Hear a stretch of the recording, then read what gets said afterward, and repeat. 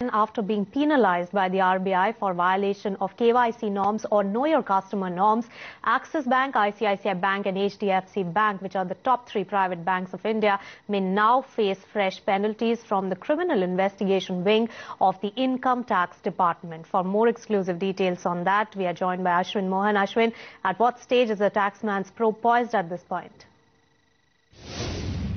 Well, after being wrapped on the knuckles on Monday by the RBI for violation of KYC norms, there's clearly cause for fresh worry for all the 3 private sector banks that you named, that's Axis Bank, ICICI Bank and HDFC Bank, because of the ongoing probe that is being carried out by the Criminal Investigation Wing of the Income Tax Department.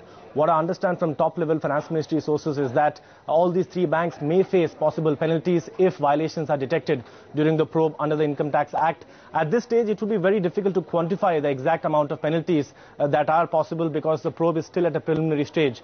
But clearly what we are picking up from top-level sources is that the Income Tax Department is currently probing details of all the data that has been provided by these banks in terms of transactions. And these transactions are, of course, pertaining to the year FY 11-12.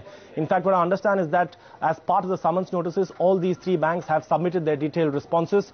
And of course, the Income Tax Department will clearly be looking at a tax evasion angle and also will try to find out whether or not there have been any irregularities as regards to details of PAN numbers of these banks. That is the particular scope of the probe. What we understand is that this probe is going to take some more time because top-level Finance Ministry sources are telling me that by mid-July the probe is likely to be completed. Now, in terms of an official response, Axis Bank has declined to comment on a story.